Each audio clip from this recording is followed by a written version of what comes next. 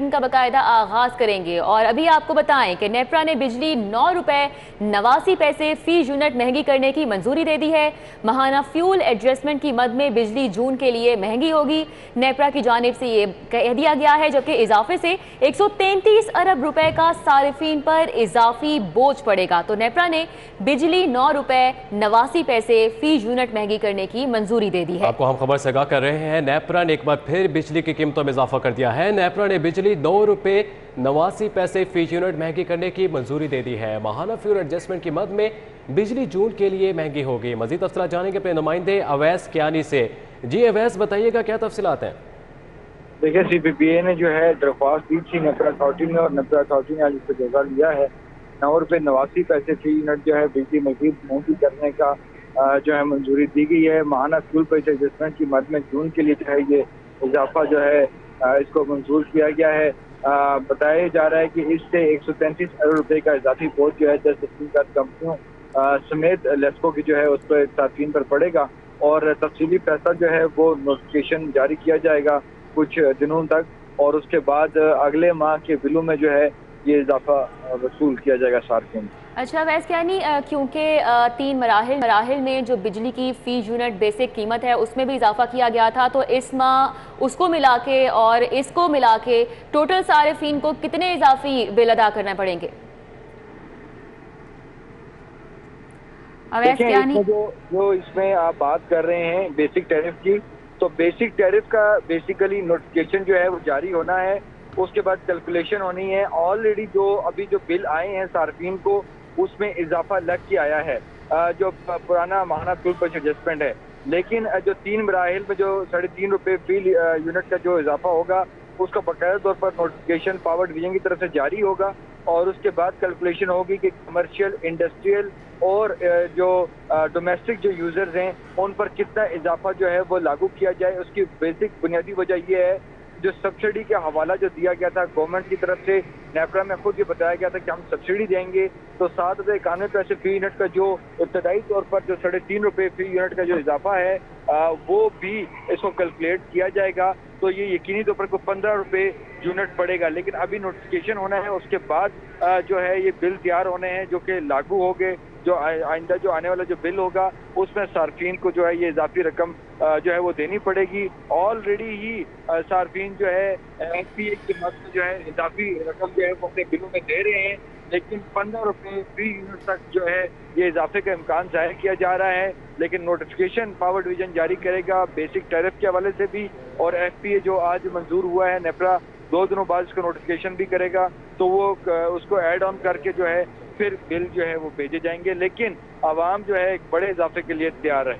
अवाम जो हैं वो एक बड़े इजाफे के लिए तैयार हैं। बहुत शुक्रिया अवैस कियानी हमारे साथ मौजूद थे, हमें तफसीलन अपडेट कर रहे थे। और जैसा कि अवैस कियानी ने हमें बताया है कि नेपरा ने बिजली 9 रुपये 89 पैसे फी यूनिट महंगी करने की बाकायदा मंजूरी दे दी है, और माहाना फ्यूल एडजस्टमेंट की मद में बिजली जून के लिए महंगी होगी। आपको बताएं, पेट्रोल की कीमतों में उतार चढ़ाव, शहरी में मोटरसाइकिल के इस्तेमाल का रुझान बढ़ने लगा है। मोटरसाइकिल के प्रोडक्शन में 10.5% इजाफा हुआ है। एक माह में मोटरसाइकिल के प्रोडक्शन में 10.5% इजाफा हुआ है। इस हवाले से मजीद अफसला जानेंगे अपने नुमाइंदे अली रामे से। जी अली रामे, बताइएगा, मोटरसाइकिल्स की प्रोडक्शन में इजाफा हो गया है, शहरी जो है मोटरसाइकिल चलाने जो है उसको ज़्यादा अहमियत दे रहे हैं, बताइएगा क्या तफसीलात हैं। जी बिल्कुल, के अदारा शुमारियात पंजाब की अपनी एक रिपोर्ट है और वो मंथली सर्वे करते हैं इंडस्ट्रीज के ऊपर। तो उन्होंने जो मोटरसाइकिल की इंडस्ट्रीज के ऊपर अपना एक सर्वे किया है, तो उसमें सर्वे की रिपोर्ट के मुताबिक सिर्फ एक माह के अंदर जो मोटरसाइकिल की प्रोडक्शन है उसमें 10.5% इजाफा वो देखने में आया। तो इससे पहले अगर पिछले महीनों की फहरिस्त निकाली जाए और उसका सर्वे निकाला जाए तो वो उसकी निस्बत बहुत ज़्यादा दिखाई दे रहा है। अब इसमें क्योंकि पहले जो प्रोडक्शन चल रही थी वो एक रूटीन के मुताबिक प्रोडक्शन थी, जिसमें 14.7% मजमूई तौर पर इजाफा उन्होंने अपनी रिपोर्ट में शो किया, लेकिन सिर्फ ये अप्रैल के बाद पेट्रोल की कीमतों में बढ़ने से जो प्रोडक्शन है मोटरसाइकिलों की उसके साथ भी इजाफा हुआ।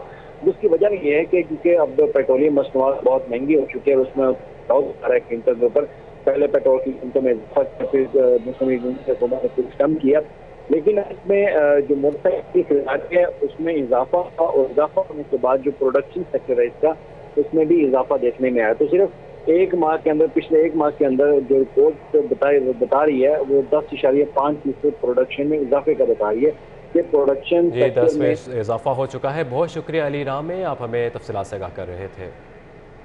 अभी आपको बताएं, पाकिस्तानी रुपए की बेकदरी अमरीकी डॉलर मजीद तगड़ा हो गया। इंटरबैंक में डॉलर 3 रुपए 98 पैसे महंगा हो चुका है।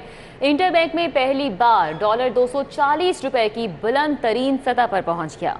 पाकिस्तानी रुपए की बेकदरी जारी है, अमरीकी डॉलर मजीद तगड़ा होता जा रहा है। इंटरबैंक में डॉलर 3 रुपए 89 पैसे महंगा हो गया। इंटरबैंक में पहली बार डॉलर 240 रुपए की बुलंद तरीन सतह पर पहुंच गया। माशी अब तक सूरत हाल, टोयोटा कंपनी ने डिलीवरी से माजरत कर ली। पार्ट्स दरामद में मुश्किलात, रुपया गैर मुस्तहकम होने से सूरत हाल पेश आई है। इस वाले से मजीद तफसीला जानेंगे अपने नुमाइंदे शहजाद खान से। जी शहजाद बताइएगा। और जी बिल्कुल, मुल्क में माशी अबतर सूरत हाल के बायस टोयोटा कंपनी ने सार्फिन को बर वक्त गाड़ियों की डिलीवरी देने से माजरत कर ली है। और इस हवाले से कंपनी हुकाम का ये कहना है कि चूँकि एलसियाँ नहीं खुल रही, इसलिए गाड़ियों के पार्ट्स की इंपोर्ट में मसाइल का सामना है और वो बर वक्त मतलूबा तादाद में कारों के यूनिट्स जो हैं वो तैयार नहीं कर सकते। इसलिए गाड़ियाँ की बर वक्त डिलीवरी जो है वो मुमकिन नहीं है। अगर सार्फिन अपनी रकम वापस लेना चाहते हैं तो वो 100% रकम वापस करने के लिए तैयार हैं। और यही हालात तकरीबन हर बिज़नेस से मुतल्लिका हैं। इस वक्त हम मोबाइल मार्केट के अंदर मौजूद हैं। मोबाइल फ़ोन मार्केट की एसेसरीज़ जो हैं उनकी दरामद में भी यही सिचुएशन जो है वो ताजर बरादरी फेस कर रही है। हाल रोड के सीनियर नायब सरदार अजहर सुल्तान हमारे साथ मौजूद हैं, उनसे इस हवाले से हम बात करते हैं। अजहर साहब, कंपनी जो टोयोटा है उन्होंने कहा हम गाड़ियाँ नहीं दे सकते, बड़ी अबतर सूरत हाल है, पार्ट्स की दरामद नहीं हो रही।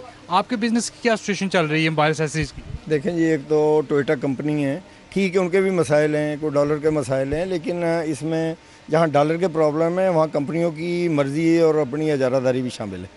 तो एक तो गवर्नमेंट को चाहिए कि वो एलसी में आसानियाँ पैदा करे, और दूसरा टोयोटा कंपनी है ना, उसको भी इतनी खुदगर्जी और इतनी मुनाफाखोरी पे नहीं जाना चाहिए। वो जिनकी बुकिंग है उनको वो डिलीवर करे।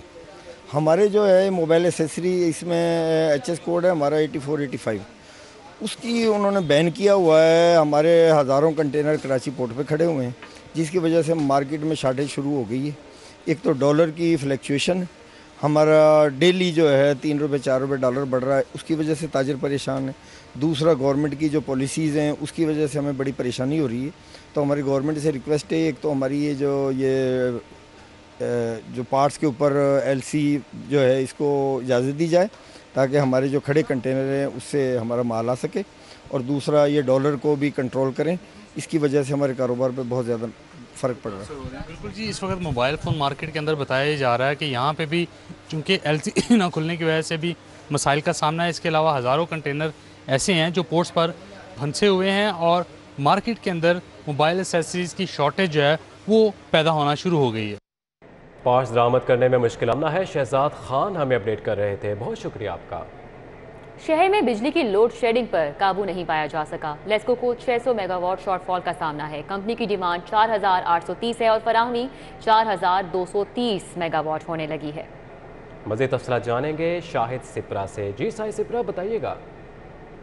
जी बिल्कुल, शहर के मुख्तलिफ इलाकों में बिजली की लोड शेडिंग का सिलसिला जारी है, जिसकी वजह से सार्फिन को मुश्किलात का सामना है। आज लाहौर इलेक्ट्रिक सप्लाई कंपनी की डिमांड में कुछ कमी वाक़ई हुई है तो 4830 मेगावाट तक सिस्टम की डिमांड है, जबकि नेशनल पावर कंट्रोल सेंटर की जानिब से जो फराहमी है उसको 4230 मेगावाट तक महदूद किया गया है। एक तरह 600 मेगावाट का शॉर्टफॉल होने की वजह से शहरी इलाकों में 4 घंटे, जबकि मज़ाफ़ात और दही इलाके जहाँ पर बिजली चोरी की शरह ज़्यादा है 6 घंटे की लोड शेडिंग की जा रही है। शाम के औकात में अगर मार्केट्स जो है ओपन रहती है और डिमांड बढ़ती है तो उसके बाद लोड शेडिंग का दौरानिया बढ़ सकता है, लेकिन अभी की तलब और रसद के मुताबिक 4 और 6 घंटे की लोड शेडिंग की जा सकती है। बहुत शुक्रिया शाहिद सिपरा, आपने हमें तफसीलात से आगाह किया।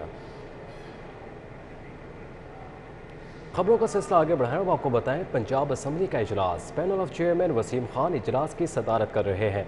स्पीकर का इंतखाब कल खुफिया राय शुमारी के तहत होगा। राजा बशारत ने स्पीकर के इंतखाब की करारदाद जमा करवा दी है। उमर असलम हमारे साथ मौजूद हैं, डिटेल्स उनसे जानेंगे। जी उमर असलम, आगाह कीजिएगा इस हवाले से। जी बिल्कुल, आज पंजाब असम्बली का इजलास 2 घंटे 8 मिनट की तारीख से panel of chairman Waseem Khan दजोई की ज़ेर सदारत शुरू हुआ। इजलास में जो है वो राजा बिशारत में स्पीकर के इंतखाब और डिप्टी स्पीकर के अदम इत्मीनान की करारदाद जमा करवाई, जिसके बाद स्पीकर पंजाब असम्बली का इंतखाब जो है वो कल होगा। परवेज इलाही जो है वो वज़ीर आला पंजाब बन चुके हैं। इसके बाद स्पीकर की नशिस्त खाली है, जिस पर जो है वो कल बरोज़ जुमा दोपहर 4 बजे स्पीकर के इंतखाब का अमल होगा, जबकि कागजात नामजदगी आज 5 बजे तक जमा कराई जा सकेगी और कागजात की जाँच पड़ताल आज शाम 5:10 तक होगी।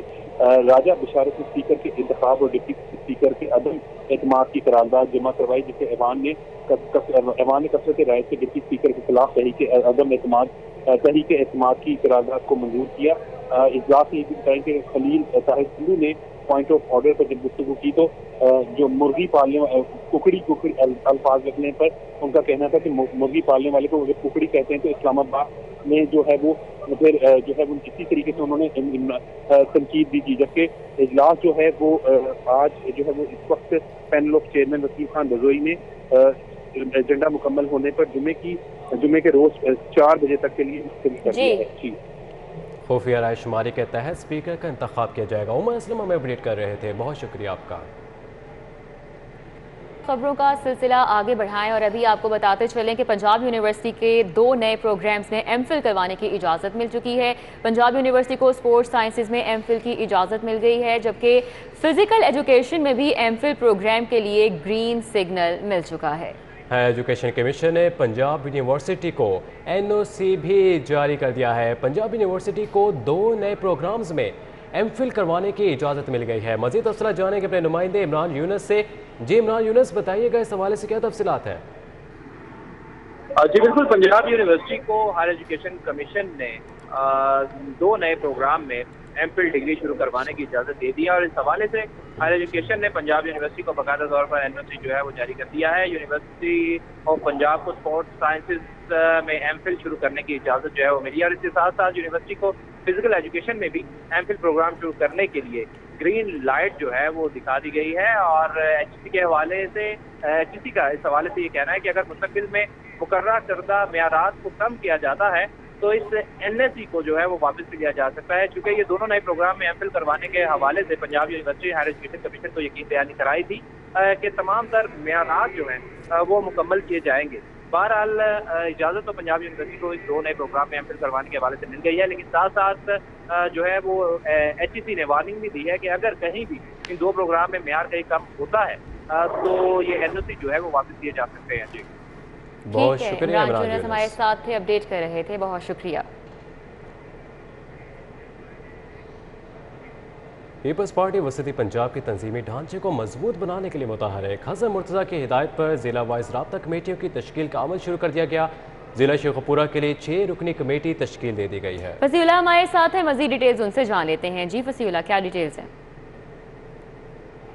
जी बिल्कुल, पीपल्स पार्टी वस्ती पंजाब में तंजीमी ढांचे को मजबूत बनाने के लिए मुतहरिक हो गई है और इस हवाले से वस्ती पंजाब के तमाम अजला में राब्ता कमेटी तश्कील दी जाएगी और जनरल सेक्रेटरी वस्ती पंजाब सैयद हसन मुर्तज़ा की हिदायत पर तमाम जो तंजीमी अहदेदारान हैं उन्हें हिदायतनामा जारी कर दिया गया है, जिसके मुताबिक तमाम अजला में 6 से 7 मेंबरान की अजला वाइज जो है वो एक राब्ता कमेटी तश्कील दी जाएगी और उसका मकसद यही होगा कि जो उस ज़िले में तंजीमी ढांचे के मसाइल हैं और उनकी निशानदेही के लिए वो तमाम तर सिफारिशात जो है वो वस्ती पंजाब की क़यादत को अरसाल करेगी और फिर वस्ती पंजाब क़यादत उन तमाम मसाइल को हल करने में अपना किरदार अदा करेगी। चूँकि आइंदा इलेक्शन के हवाले से ये तमाम तर इकदाम किए जा रहे हैं और कोशिश की जा रही है कि वस्ती पंजाब में जो तंजीमी ढांचा है उसको मजबूत बनाया जा सके ताकि वो आइंदा इंतखाबात के लिए मुकम्मल तौर पर तैयार है। और इसी सिलसिला में अगर ज़िला वाइज बात की जाए तो शेखुपुरा की 6 रुकनी कमेटी तश्कील दे दी गई है। उस राब्ता कमेटी का मकसद यही है कि वो शेखुपुरा के जो तंजीमी अहदेदारान हैं उनसे जो है वो राब्ता करेगी, वहाँ के मसाइल नोट करेगी और फिर उसके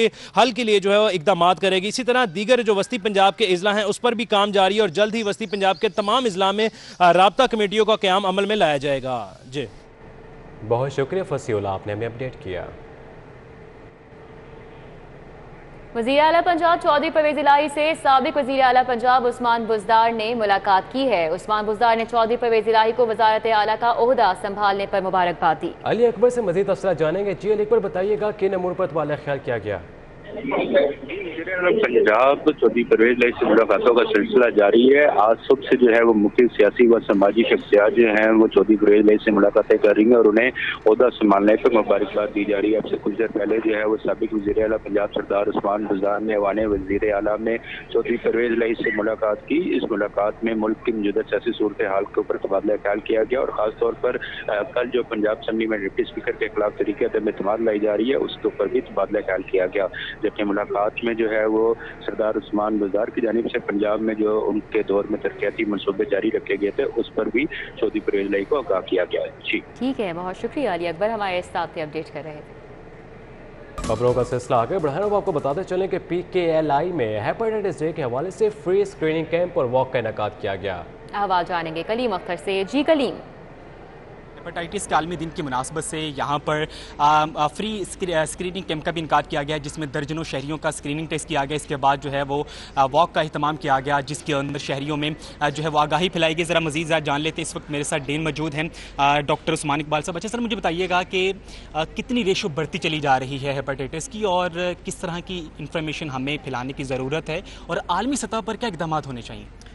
देखें, जहाँ तक एक मुख्तात अंदाजे के मुताबिक हमारे मुल्क में बेस्ड ऑन रिसर्च रफली 12 से 15 मिलियन के करीब लोग हैं जो वायरल हेपेटाइटिस से अफेक्टेड हैं और इसमें हेपेटाइटिस बी भी है और हेपेटाइटिस सी भी है और यही दो मेन डेडली वायरसेस हैं जो कि क्रॉनिक डिजीज़ की शक्ल अख्तियार करते हैं और उसकी जो सीरियस इम्प्लिकेशंस हैं वो पेशेंट को फेस करनी चाहते हैं।